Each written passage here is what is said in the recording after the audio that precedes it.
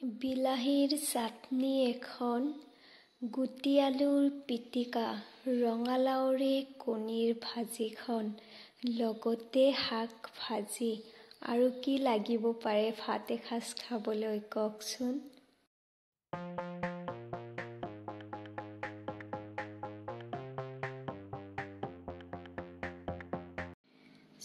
আজি simple lunch থালি এখন ready কৰিম। চিম্পল লাঞ্চ থালি, কিন্তু তাৰে ভিতৰত মোৰ প্ৰিয় বস্তুবোৰ গোটেইকেইটা আছে। ব'লক কেনেকৈ বনালোঁ চাই লওঁ। প্ৰথমতে মই ৰঙালাও আধাখিনি লৈছোঁ, কেঁচাটো লৈছোঁ আৰু সৰু সৰুকৈ কাটি ল'লোঁ। এবাৰ বিলাহী লৈছোঁ 3টা আৰু বিলাহীখিনিও সৰু সৰুকৈ কাটি লৈছোঁ।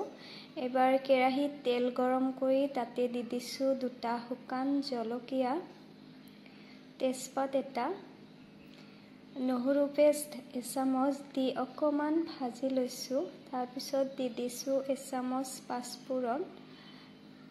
এতিয়া দি দিলোঁ বিলাহীখিনি আৰু লগতে সোৱাদ অনুসৰি নিমখ দি অকণমান লৰাই মিক্স কৰি দিম আৰু ঢাকন মাৰি ল' ফ্লেমত হ'বলৈ দিম 10 মিনিট। আনপিনে কেৰাহী এটা গৰম কৰি তাতে দি দিলোঁ তেল, পাঁচফোৰণ, পিঁয়াজ এটা, কেঁচা জলকীয়া দি অকণমান ভাজি দি দিছোঁ ৰঙালাওখিনি, লগতে সোৱাদ অনুসৰি নিমখ আৰু জোখমতে হালধি দি ঢাকন মাৰি সিজিবলৈ দিলোঁ।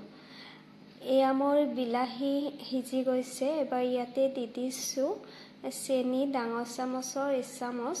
চেনিটো আজি মিঠা চাটনিটো বনাম, গতিকে চেনিটো দিছোঁ। আৰু এয়া মোৰ ৰেডি হৈ গৈছে। বাৰু মই জ্বলা চাটনিটো খায়ো বহুত ভাল পাওঁ। এইফালে ৰঙালাওখিনিও ধুনীয়াকৈ সিজি গ'ল। এবাৰ এইখিনি ছাইড কৰি ল'ম আৰু তাতে দি দিম কণী এটা ভাঙি।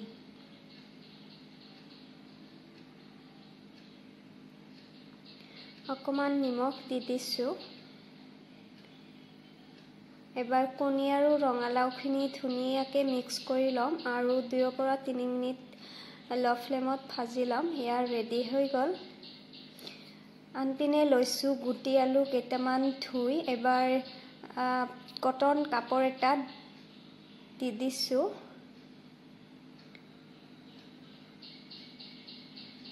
আৰু কাপোৰটো এনেকৈ মেৰিয়াই লৈছোঁ আৰু এবাৰ কি কৰিম, যিটো কুকাৰত ভাত বনাম তাতে এইটো সিজিবলৈ দিম।